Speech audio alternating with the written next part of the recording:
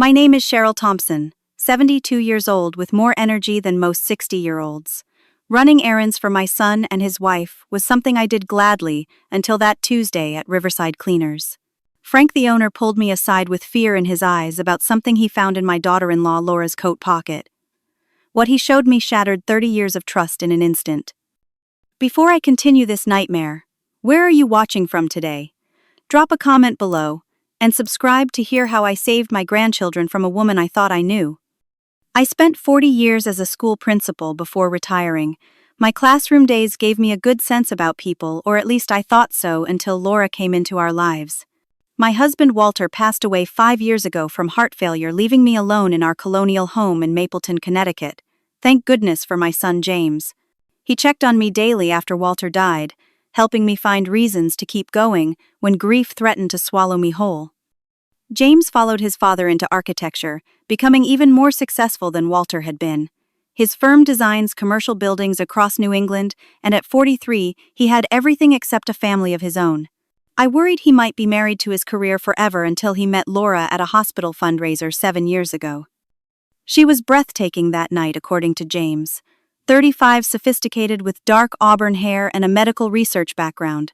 Laura grew up in Boston, educated at prestigious schools, and spoke with the refined accent of old New England money. She charmed everyone at our first meeting with stories of her humanitarian work and knowledge of classical music, one of Walter's passions. I remember thinking James had finally met his equal. Their wedding was small, but elegant, held at the Mapleton Country Club, where generations of Thompsons had celebrated life milestones. Laura had no family present, explaining that her parents had died in a boating accident years earlier, and she had no siblings. I never questioned this absence, respecting what I assumed was her grief. A year after the wedding came the twins Emma and Jack. Those children became my world. Emma with her serious expressions and curious questions, so like James as a child. Jack with his mischievous smile and endless energy. Both with their mother's striking green eyes and my son's sandy brown hair. I watched them 3 days a week while Laura worked on her research, and James managed his firm. From the outside, they appeared to be the perfect American family. The beautiful home in the best school district, successful careers, healthy children, community involvement. James seemed happier than I had ever seen him. But grandmothers notice things others miss. Small inconsistencies in Laura's stories about her past. The way her accent occasionally slipped when she was tired. Her phone always kept locked and never left unattended. The mysterious weekend trips to Boston to visit old friends that James never accompanied her on. The first serious red flag came when Emma was 4. She mentioned that Mommy had another name that she sometimes used with her special friends. When I asked Laura about it, she laughed it off as an imaginary game Emma had invented. The explanation seemed reasonable enough, but something about her reaction felt rehearsed. I noticed how quickly Laura changed the subject, and later overheard her sternly telling Emma not to make up stories. As time passed, other concerning behaviors emerged. Laura received packages that she quickly hid away. Sometimes I arrived unannounced to find her ending hushed phone conversations in what sounded like another language. There were unexplained cash withdrawals from their joint account that James mentioned in passing, which Laura attributed to donations to medical research foundations. Despite these oddities, I kept my concerns to myself. James adored Laura, and the children were thriving.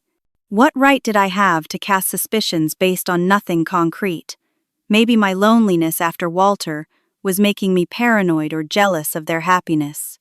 Besides, Laura was always generous with me, including me in family vacations and bringing thoughtful gifts from her trips. Last month, we celebrated the winter holidays together at their home.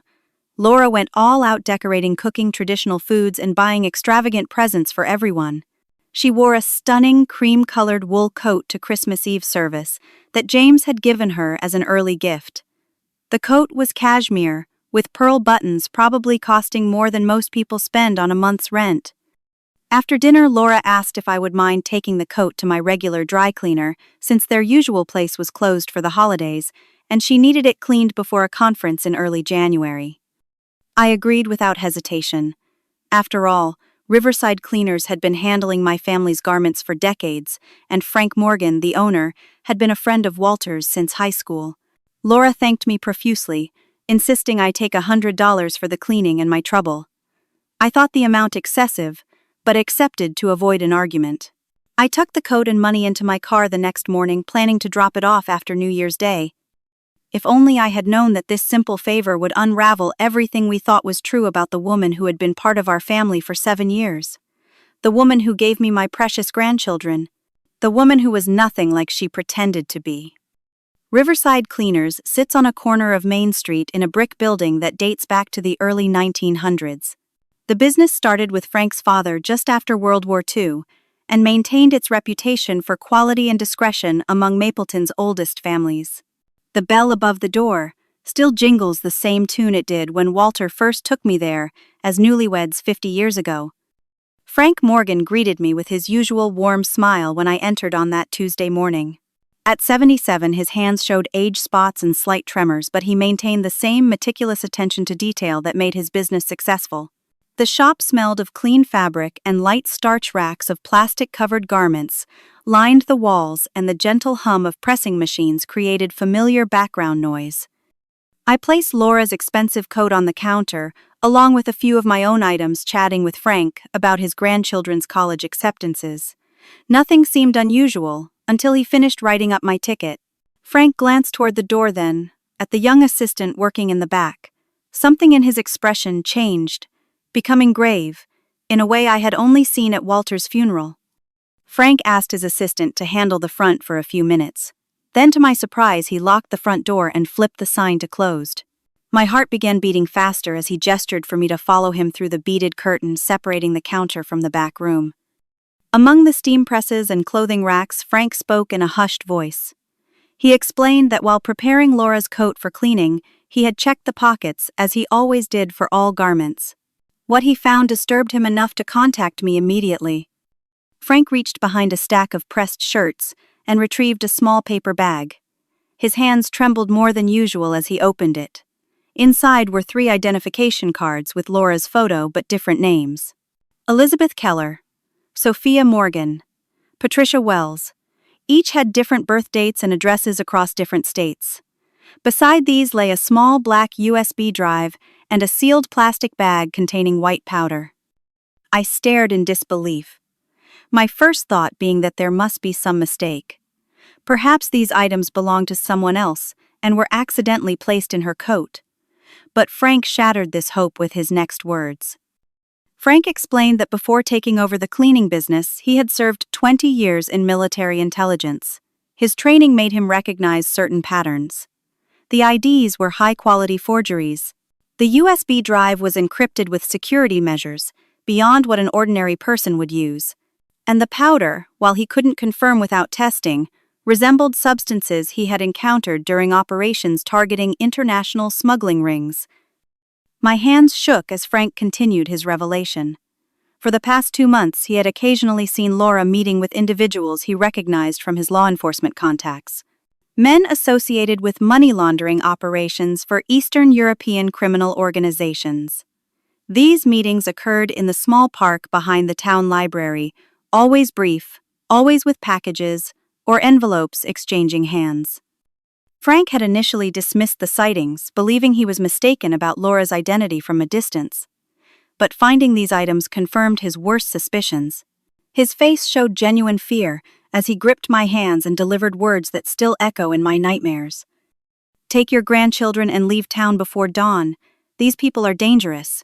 Whatever Laura is involved in your family is at risk. I pulled my hands away, anger rising through my shock. How dare Frank make such accusations against Laura? She was my daughter-in-law, mother to my grandchildren, wife to my son. There had to be some explanation. Perhaps she was working undercover for law enforcement or involved in some medical research requiring anonymity. My mind raced to find innocent explanations for the damning evidence before me. Frank seemed to anticipate my reaction. With patience born from decades of friendship with my family, he calmly laid out more observations. The pattern of Laura's meetings, the caliber of people she associated with when she thought no one was watching, the inconsistencies in her background that he had noted over years of casual conversations, all pointed to someone living under a carefully constructed false identity. As reality began sinking in, my protective instincts flared. If any of this was true, my son and grandchildren might be in danger. Frank must have read my changing expression, because he reached into his pocket and handed me a prepaid cell phone, explaining it could not be tracked like my regular phone. He had already programmed in the number for his cousin Robert, a retired FBI agent who specialized in identity fraud cases. With trembling fingers, I placed all the evidence into my purse. Frank advised me not to confront Laura directly, to act normally while figuring out how to protect my family. He apologized for being the bearer of such news, but insisted that friendship meant telling difficult truths. Before unlocking the shop door, he promised to destroy the security footage showing my visit and deny I had ever been there if anyone asked. The bell jingled cheerfully as I left, a discordant soundtrack to my crumbling world. The winter sunshine seemed too bright, too normal for the darkness that had just entered my life. I clutched my purse containing secrets that could destroy everything my son had built. With each step toward my car, the weight of Frank's warning pressed heavier on my shoulders. Take your grandchildren and leave town before dawn. I sat in my parked car outside Riverside Cleaners for 20 minutes, unable to drive, unable to think clearly. Traffic moved past while I stared at the items from Laura's coat, now spread across my passenger seat. The faces on the ID cards were undeniably Laura, though, with different hairstyles and makeup. Each name had a complete identity, with different signatures practiced to perfection. Who was this woman living in my son's house, raising my grandchildren? With shaking hands, I picked up the burner phone Frank had given me. Robert answered on the second ring, his voice gruff but kind. He asked precise questions about the evidence, requesting photos sent to his secure email rather than discussed over the phone. When I mentioned Laura's name and described her background, his brief silence spoke volumes. Robert insisted I document everything but maintain normal behavior around Laura. Any change in routine might alert her that she had been discovered. He explained that people living under deep cover were trained to notice subtle shifts in others' behavior. His final instructions were firm: do not tell James yet. Without concrete proof beyond the items found, my son would likely defend his wife, potentially warning her in the process. As I finally pulled away from the curb, a silver sedan 3 cars back caught my attention. It followed the same turns I made for several blocks before continuing straight when I turned toward home. Paranoia or legitimate concern, I could no longer tell the difference. Laura was in the kitchen when I arrived home, preparing lunch for the twins who had a half day at elementary school. Her smile seemed genuine as she asked about my morning errands. Then came the question I was dreading. "Did you drop off my coat at the cleaners?" she asked casually while slicing apples for the children. "Yes," I responded, trying to keep my voice steady. "Frank said it would be ready next Tuesday." "Did Frank mention anything unusual?" she pressed, setting down the knife to look directly at me. "About the coat, I mean." I told him there might be a lipstick stain on the collar. The lie came smoothly rehearsed during my drive home. No, just the usual small talk about his grandchildren. I should have the ticket somewhere in my purse. Laura resumed slicing, but I noticed a slight release of tension in her shoulders. She launched into a story about the twins' school project, but my mind struggled to follow the details. I watched her hands steady and precise with the knife, wondering what else those hands had done, what secrets they carried. That evening, after Laura took the children to their piano lessons, I carefully examined family photo albums. The earliest pictures of Laura showed subtle differences from her current appearance. Nothing dramatic, but enough to suggest professional alterations over time. Small changes to her nose, different colored contacts, instead of her current green eyes. On my laptop, I searched the names from the fake IDs. Elizabeth Keller appeared in news articles about charity fundraisers in Chicago 3 years ago, though no clear photos were available. Sophia Morgan had credentials as a medical researcher at a Boston university that no longer existed. Patricia Wells had a LinkedIn profile showing pharmaceutical sales experience abandoned 2 years earlier. More disturbing were the news stories I found featuring similar cases. identity theft rings targeting affluent communities, fraudulent medical credentials used to gain access to hospital research facilities, money laundering operations using architectural firms to purchase and renovate properties internationally. Each story contained elements that resonated with our situation, creating a mosaic of criminal activity. I closed my laptop when I heard Laura return with the children. Watching her help them with homework, prepare their favorite bedtime snacks, and read stories in funny voices made everything even more confusing. This woman genuinely seemed to love my grandchildren. Her affection for them never appeared forced or false. Could a person completely fabricate maternal love? Or was there something I was missing in this increasingly frightening puzzle? After the children were asleep, I overheard Laura on the phone in her home office. The door was slightly ajar, allowing fragments of conversation to drift into the hallway. Her voice had changed completely, speaking what sounded like Russian or another Slavic language with confident fluency. I recognized the tone used for codes from war movies, letters and numbers mixed with everyday phrases. 20 minutes later, she switched to perfect French for another call. When she emerged, I pretended to be getting tea in the kitchen. Laura mentioned casually that James would be leaving tomorrow for a 3-day business trip to review potential properties in Hartford. Something about her expression when she said this sent a chill through me. Was his absence part of some plan? Once the house was quiet, I called Robert from the burner phone in my bathroom, with the shower running to mask the conversation. I shared everything I had discovered and overheard. His response confirmed my worst fears. The operation Laura appeared to be part of matched patterns of a sophisticated money laundering network with ties to Eastern European organized crime. They typically embedded operatives in professional families for years before using those connections. Architects were particularly valuable for their ability to justify large international money movements through property development and construction. Robert asked if Laura had mentioned any upcoming trips with the children. When I told him about her casual mention of visiting her sister this weekend, he became urgently concerned. According to our previous discussions, Laura had claimed to have no living siblings. This discrepancy, combined with James' planned absence, raised serious red flags.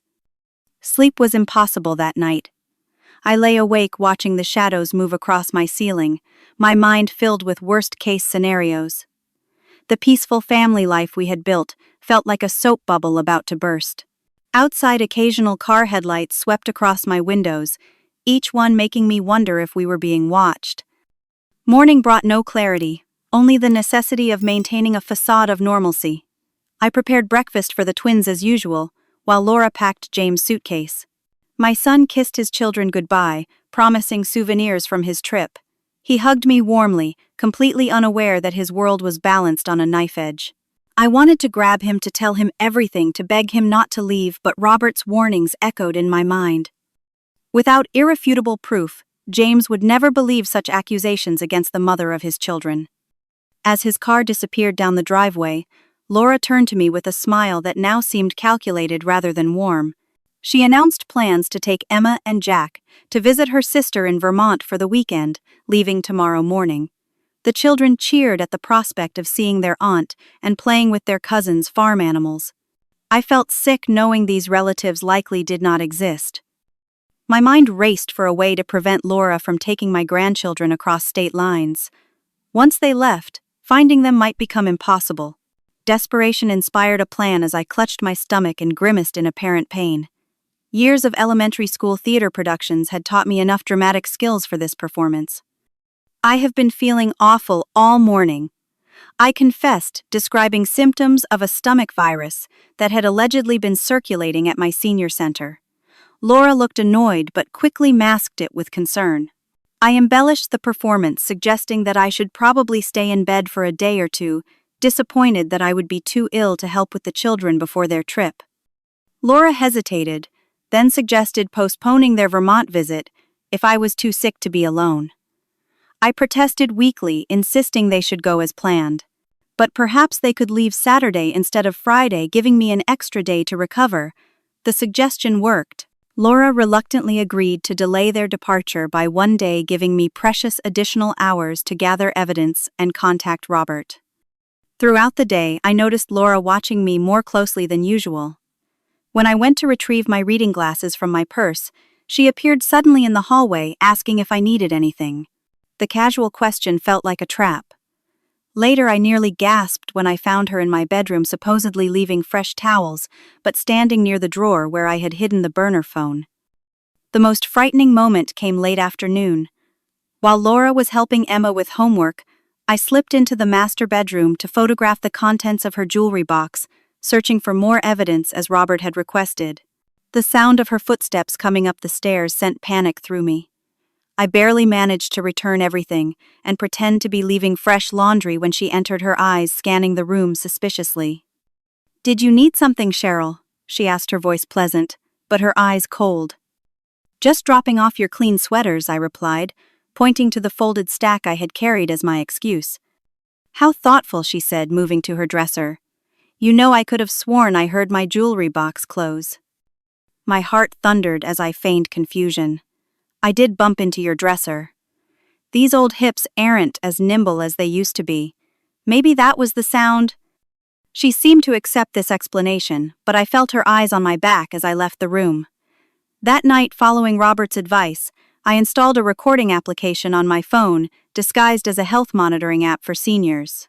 The technology was beyond my comfort level, but his patient instructions and the stakes involved pushed me past my limitations. The investment paid off just before midnight. Unable to sleep, I heard Laura leaving the master bedroom. My phone captured her conversation on the back patio, speaking in hushed tones about moving packages and the children to a secure location. She mentioned a 2-day window while James was away, and coordinates that would need to be precise. Most chilling was her comment about leaving no loose ends, with specific mention of an older woman who might become problematic. Morning revealed another disturbing development. From my guest room window, I spotted a man sitting in a parked car across the street. He remained there for hours, occasionally speaking into a phone. When Laura took the garbage out, she walked to the edge of the driveway and made a subtle hand gesture toward him. The man drove away minutes later. By afternoon, my stomach pain performance was becoming less necessary. Real anxiety created physical symptoms that served my cover story. I watched Laura receive a package delivery signing with a name I couldn't see. She quickly took the box to the master bathroom, emerging without it 20 minutes later. That evening, while she bathed the twins, I searched the bathroom and discovered foreign currency hidden in a waterproof container inside the toilet tank. The evidence was mounting, but Robert insisted they needed more to act officially. When I called from the burner phone during a grocery run, his frustration matched my own. The recordings and photos I had sent were concerning but still circumstantial. He needed something definitively illegal to justify intervention, especially involving children. My desperation peaked when Laura announced over dinner that she had reconsidered their departure time. The Vermont weather forecast showed snow coming Sunday, so they would leave early tomorrow morning instead to avoid dangerous roads. Her eyes held mine as she delivered this news, as though challenging me to object. The twins bounced excitedly in their seats, eager for their adventure. I knew with complete certainty that if Laura left with my grandchildren in the morning, I might never see them again. With James away and no concrete evidence compelling enough for immediate police involvement, I was their only protection. Robert had said he needed more time to coordinate with active agents, but time had run out. As I helped the twins pack their favorite toys for the trip, my mind cleared with surprising calm. I would not wait for official help that might come too late. Tonight, I would confront Laura myself. The woman who had infiltrated our family would face a grandmother with nothing to lose. After tucking Emma and Jack into bed with extra hugs and whispered assurances of my love, I prepared for what might be the most important confrontation of my life. I secured my most valuable jewelry and family documents in my purse, along with the evidence from Laura's coat. I placed the burner phone in my pocket and activated the recording app on my regular phone. Whatever happened next would be documented. In my bedroom, I removed the small revolver Walter had insisted I keep for protection after he was diagnosed with heart problems. For 7 years it had remained locked in its case, but tonight I checked that it was loaded and functioning. I had no intention of using it, except as an absolute last resort, but the weight of it in my sweater pocket provided a measure of courage. The house grew quiet around 10 o'clock. Laura spent an hour in her office on the computer, then took a long shower. I waited in the kitchen, appearing to read a novel while actually rehearsing what I would say. At 11:30, Laura came downstairs for her usual evening tea. Her surprise at finding me still awake was quickly masked with a smile. "Feeling better?" she asked, filling the electric kettle. "Much better," I replied, setting aside my book. "Sit with me for a moment, Laura. There's something we need to discuss." She hesitated before joining me at the kitchen table, her posture alert despite her casual expression. "Can it wait until morning? We have an early start." "That's actually what we need to discuss," I said calmly. "You won't be taking Emma and Jack anywhere tomorrow." Her eyebrows rose face, showing confusion that did not reach her eyes. "I don't understand, Cheryl. We've had these plans for weeks." With steady hands, I removed the fake identification cards from my pocket and placed them on the table between us. "I know who you aren't, Laura. Or should I call you Elizabeth Sophia Patricia? Which name do you prefer?" The transformation was instantaneous and chilling. The warm, caring expression she had perfected over 7 years vanished, replaced by cold calculation. Her eyes flicked to the cards, then to various exits, assessing her options with practiced efficiency. "Where did you get those?" she asked, voice stripped of its usual warmth. "From your coat pocket. Frank at the dry cleaners is an old friend. He recognized what these are and who you might be." She laughed, a sound entirely different from her usual musical laughter. "So an old man with dementia gave you some trash he found, and you've concocted this ridiculous theory." I remained steady, adding the baggie of white powder and USB drive to the items on the table. "I also have recordings of your late-night calls, photos of the cash hidden in your bathroom, and documentation of your meetings in the park. Everything has been sent to people who will act if anything happens to me or my family." The pretense dropped completely. Laura leaned forward, her voice now carrying an accent I had never heard before. "You have no idea what you're interfering with, old woman. This is much bigger than your precious family." "Then explain it to me," I challenged. "Tell me why you've spent 7 years living a lie. Why you've used my son and pretended to love my grandchildren." This provoked real anger. "I never pretended with the children," she snapped. "Everything with them was real. James was the assignment, not them." "Assignment." My voice remained calmer than I felt. "Is that what you call marriage and motherhood?" With cold efficiency, Laura outlined a partial truth I had never imagined. She worked for what she called an investment group with international interests. James' firm provided perfect access to properties and financial channels needed for their operations. The children were unexpected complications that had actually deepened her cover story. "So what now, Cheryl?" she asked, regaining composure. "You tell James his wife is a fraud. He won't believe you. You go to the police. With what evidence that won't implicate your precious son in money laundering? His signature is on dozens of documents that would ruin him." "I'm not interested in ruining anyone," I replied. "I only want to protect my family. Leave tonight. Alone. Whatever you've done, however much money you've moved, take it and disappear. Start over somewhere else." Her laugh was genuine this time. "You've watched too many movies, Cheryl. This isn't how my organization operates. There are no loose ends." The threat hung in the air between us. She glanced toward the staircase where the children slept, unaware of the battle for their future happening below. "They come with me," she stated flatly. "Their passports are ready. They've been prepared for this move for months without knowing it. All those stories about Vermont and foreign countries, the language lessons disguised as games." Cold fear gripped me at the realization of how methodically she had planned this. "They are American citizens. My grandchildren. You won't take them." Laura stood suddenly, her movement so fluid it startled me. In a tone that could freeze blood, she detailed what would happen if I interfered. Her people were already watching the house. James would return to find his mother had suffered an unfortunate accident, a tragic house fire perhaps, or a break-in gone wrong. The grieving family would relocate abroad for a fresh start, never to return. As she spoke, I slowly moved my hand to my pocket, pressing the emergency signal on the burner phone as Robert had instructed. 3 quick clicks that would send my location to his team. Whether help would arrive in time remained to be seen. Laura must have noticed the movement. With shocking speed, she lunged across the table, grabbing my wrist with punishing strength. The sudden motion knocked over her teacup, sending hot liquid across the evidence on the table. "What did you just do?" she demanded, twisting until pain shot up my arm. Instead of struggling, I used my free hand to reach for my regular phone, making sure it was still recording. Laura noticed and grabbed for it, giving me the chance to pull away. I stepped back, putting the kitchen island between us. "It's too late," I told her, breathing hard. "Everything you've said has been recorded and transmitted. Your people might be watching outside, but mine are too."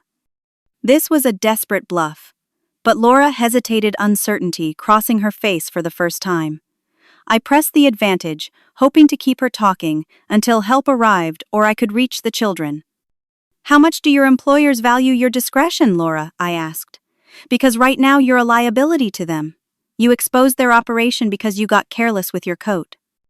She moved around the island, stalking me with predatory grace. I backed toward the doorway leading to the front hall and staircase.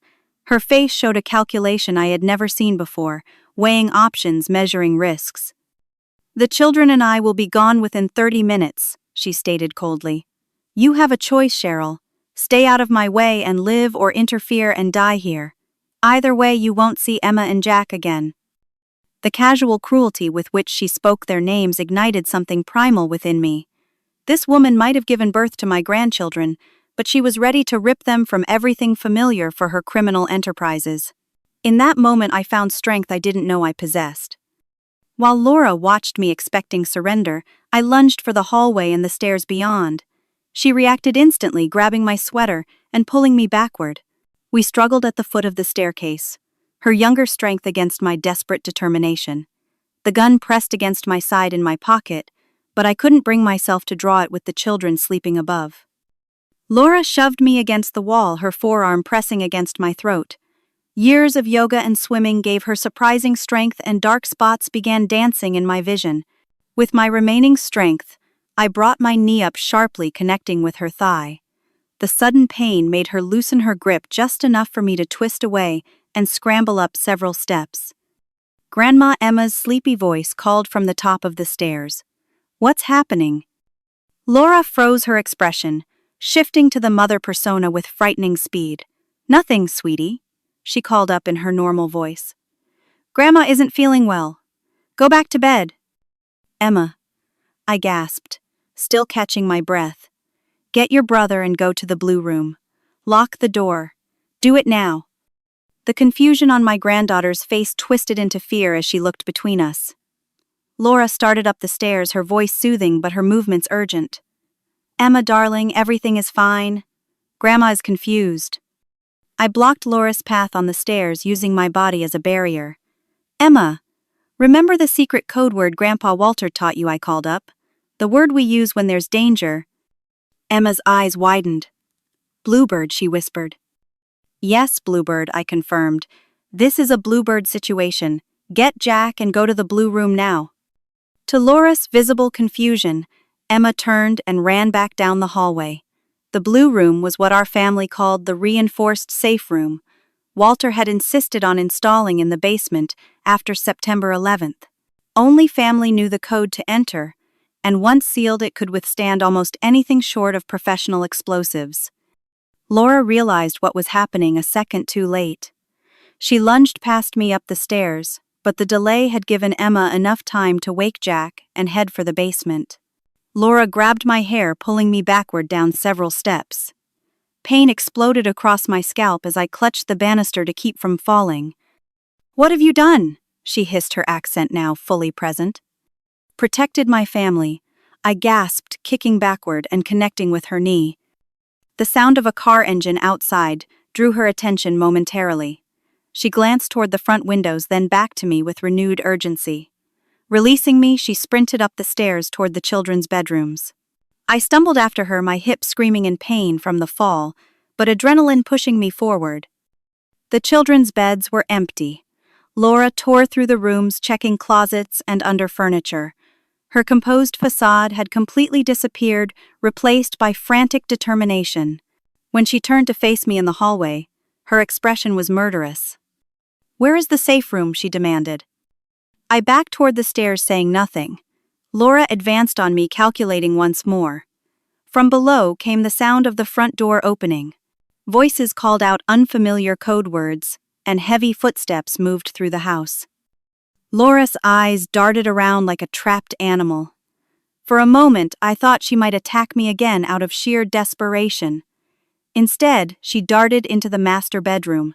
By the time I reached the doorway, she was halfway out the window onto the side roof, a small backpack retrieved from some hidden location slung over her shoulder. "You won't get far," I told her, my voice steadier than I felt. Her final look contained such hatred that I stepped back involuntarily.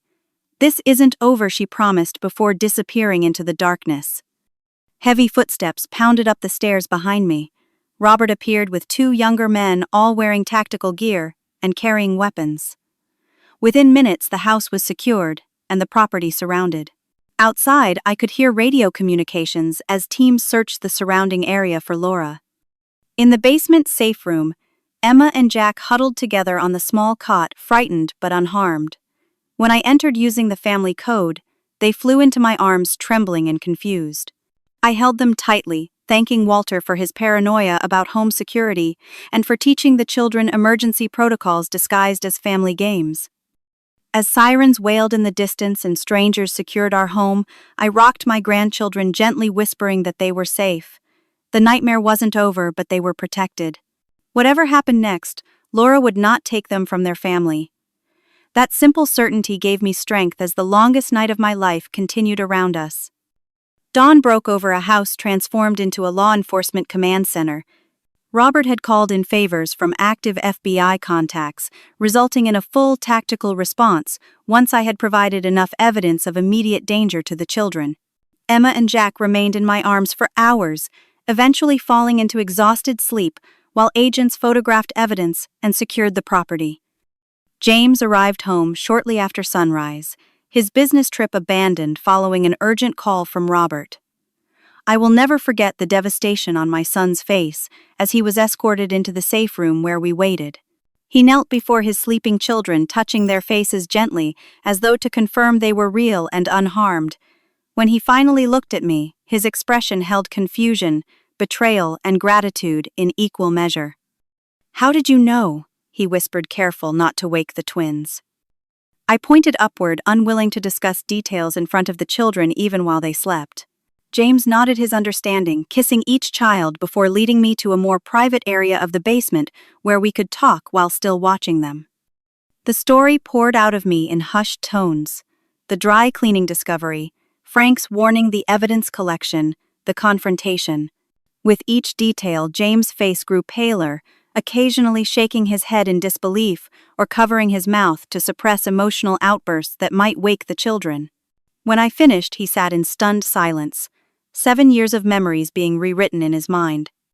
By mid-morning, we were escorted to the local FBI field office for formal statements. The children were assigned a child psychologist specializing in trauma cases who used play therapy to gently assess their understanding of the situation. Emma, perceptive beyond her 6 years, asked directly if her mommy was a bad person. The skilled therapist redirected this painful question, focusing instead on the brave actions of their grandmother and the many people working to keep them safe. The debriefing process was exhausting and heartbreaking. James learned that his wife's real name was Natalia Orlova, a Russian national with connections to an organization specializing in financial crimes and money laundering. Her placement with James had been strategic, targeting his architectural firm's involvement with international development projects that provided perfect covers for moving illicit funds. Most painful was the revelation that several of James' overseas projects had been compromised. Properties in Eastern Europe and Asia that his firm had designed and helped develop were purchased with criminal funds, the transactions laundered through complex networks that implicated the firm. While James had been completely unaware, his signature appeared on dozens of documents that could have resulted in serious criminal charges without the mitigating circumstances. The media caught wind of the story by afternoon. Vague reports about a federal operation in our upscale neighborhood appeared online, followed by increasingly detailed accounts mentioning an international financial crimes ring. We remained secluded in the FBI offices, protected from reporters who began gathering outside. As day turned to evening, a strange calm settled over me. The adrenaline that had sustained me through the ordeal began to fade, leaving bone-deep exhaustion. James moved between fury and despair, one moment cursing Laurus Natalius, who deception, the next breaking down in tears over what his children would face. The most difficult moment came when we had to explain the situation to Emma and Jack in terms they could understand. With the help of the child psychologist, we sat together in a comfortable room designed for family interviews. Sometimes I began people pretend to be someone they're not. Your mommy had secrets she kept from all of us. Emma's serious eyes met mine. Is that why she spoke different at night sometimes, when she thought I was asleep? James looked startled by this revelation, another piece of the puzzle he had missed while traveling for work. Yes, sweetheart, I confirmed. Your mommy wasn't honest about who she really was. Is she coming back? Jack asked, his small voice trembling. James pulled his son onto his lap, holding him close. No, buddy. She made some bad choices, and now has to face consequences for those choices. Did she love us for real? Emma pressed the question, breaking my heart. I believe she did, I answered truthfully. Some feelings can't be pretended even by people who tell many lies. The children asked more questions, some we could answer, others beyond our ability to explain. Throughout the difficult conversation, I marveled at their resilience, their ability to process painful truths while still expressing worry for their mother despite her deception. That night we were moved to a secure hotel while agents continued processing our home for evidence. Jack fell asleep quickly, emotional exhaustion overriding the strange surroundings. Emma resisted longer, asking for 5 bedtime stories before finally succumbing. James and I sat in the adjoining room of the suite, speaking in hushed tones about what would come next. The following days brought more revelations. FBI agents found extensive evidence in the house, hidden compartments in furniture, encrypted data in electronic devices, communications equipment in the attic. Laura had been transmitting information about James' business dealings for years, providing her organization with insider knowledge of financial transactions and property developments. Most disturbing was the discovery of a hidden camera in my guest room at the family home, revealing Laura had been monitoring me during my visits. This invasion of privacy felt particularly violating, knowing she had watched me play with my grandchildren, share confidences with my son, and grieve for my husband. The investigation revealed Laura had cultivated her cover identity with meticulous attention to detail. She had studied in Boston briefly as an exchange student, giving her enough legitimate background to build her false history. Her medical research credentials were entirely fabricated, though she had enough knowledge to maintain the illusion in casual conversation. James' firm faced serious scrutiny, with federal investigators examining every international project for evidence of money laundering. 3 properties were seized, and the reputation damage threatened the business Walter had started decades earlier. The employees, all innocent of any wrongdoing, faced uncertain futures as clients withdrew projects. Laura remained at large, though intelligence suggested she had fled the country using one of many prepared escape routes. Her organization had apparently extracted her, recognizing the operation was compromised. Robert explained that such groups typically had contingency plans for extracting valuable assets, and Laura, with her years of embedded intelligence, would be considered worth saving. Robert's team discovered disturbing evidence that Laura had indeed been preparing to take the children abroad. Hidden in her office safe were passports with their photos, but different names, along with documentation, establishing them as children of her alias identities. The realization of how close we had come to losing Emma and Jack forever left me sleepless for many nights afterward. As the investigation progressed, we gradually returned to a semblance of routine, though in a different home. Our family house, compromised by too many painful memories and security concerns, was sold. James purchased a smaller property across town, installing state-of-the-art security systems and changing the children's school. I sold my home as well, moving into a guest house on James' new property to be closer to my grandchildren, who now needed stability more than ever. The most heartbreaking aspect was watching James struggle with his own culpability. Though legally cleared of wrongdoing, once he cooperated fully with authorities, he blamed himself for bringing Laura into our lives, for missing the signs, for putting his children at risk. In private moments, he confessed that reviewing their years together, he could now see inconsistencies he had dismissed or rationalized away. Love, it seemed, was as effective as professional training at creating blind spots. Emma and Jack asked about their mother less frequently as weeks passed, but their nightmares told a different story. Jack would wake crying, calling for her despite everything. Emma developed a hypervigilance beyond her years, checking locks and questioning strangers with suspicious maturity. The child psychologist assured us these were normal responses to trauma that would fade with time and consistent support, but watching them suffer broke our hearts daily. Through it all, Frank remained a steadfast friend, visiting regularly with small gifts for the children and quiet encouragement for James. His initial discovery had saved our family from a fate I still shuddered to imagine. Robert's expertise had brought the resources needed to protect us when I had no idea how to proceed. These two men, along with the law enforcement teams that worked tirelessly on our case, became extensions of our family circle as we rebuilt our lives from the fragments Laura had left behind. 6 months after that fateful day at Riverside Cleaners, our family settled into a new rhythm in a different home. James renovated a colonial farmhouse on 3 acres outside town, with enough space for privacy, but close enough to maintain connections with supportive friends. My guest cottage sat just 50 yards from the main house, allowing me independence while remaining present for my son and grandchildren. Laura Natalia remained at large, though international warrants ensured she could never safely return to the United States. The broader criminal organization had been significantly disrupted, with 17 arrests across 3 countries and millions in assets frozen. James provided testimony that proved crucial to these prosecutions, finding some healing in helping bring others to justice, even if his children's mother remained beyond reach. Twice weekly therapy sessions became part of our family routine.